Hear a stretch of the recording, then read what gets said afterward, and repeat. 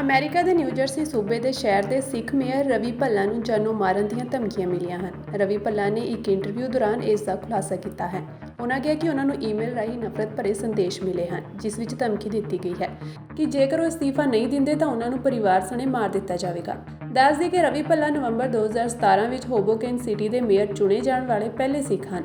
ਕਾਨੂੰਨ ਲਾਗੂ ਕਰਨ ਵਾਲੀਆਂ ਏਜੰਸੀਆਂ ਨੇ ਭੱਲਾ ਦੇ 2 ਬੱਚਿਆਂ, ਜਿਨ੍ਹਾਂ ਦੀ ਉਮਰ 15 ਤੇ 11 ਸਾਲ ਹੈ, ਨੂੰ 24 ਘੰਟੇ ਸੁਰੱਖਿਆ ਪ੍ਰਦਾਨ ਕੀਤੀ ਹੈ।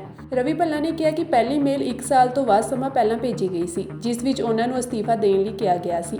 ਦੂਜੇ ਮੇਲ ਵਿੱਚ ਉਹਨਾਂ ਨੂੰ ਜਾਨੋਂ ਮਾਰਨ ਦੀਆਂ ਧਮਕੀਆਂ ਦਿੱਤੀਆਂ ਗਈਆਂ। ਇਸ ਤੋਂ ਤੁਰੰਤ ਬਾਅਦ ਤੀਜੀ ਮੇਲ ਆਈ, ਜਿਸ ਨੇ ਭੱਲਾ ਤੇ ਉਹਨਾਂ ਦੇ ਪਰਿਵਾਰ ਨੂੰ ਹਿਲਾ ਕੇ ਰੱਖ ਦਿੱਤਾ ਹੈ। ਤੀਜੀ ਮੇਲ ਵਿੱਚ ਲਿਖਿਆ ਹੈ ਕਿ ਇਹ ਤੁਹਾਡੇ ਲਈ ਆਖਰੀ ਚੇਤਾਵਨੀ ਹੈ। ਜੇਕਰ ਤੁਸੀਂ ਤੁਰੰਤ ਅਸਤੀਫਾ ਨਹੀਂ ਦਿੱਤਾ ਤਾਂ ਅਸੀਂ ਤੁਹਾਨੂੰ ਅਤੇ ਤੁਹਾਡੇ ਪਰਿਵਾਰ ਨੂੰ ਮਾਰ ਦੇਵਾਂਗੇ। ਧਮਕੀ ਮਿਲਣ ਤੋਂ ਬਾਅਦ ਏਜੰਸੀਆਂ ਨੇ ਭੱਲਾ ਤੇ ਉਹਨਾਂ ਦੇ ਪਰਿਵਾਰ ਨੂੰ 24 ਘੰਟੇ ਸੁਰੱਖਿਆ ਪ੍ਰਦਾਨ ਕੀਤੀ ਹੈ।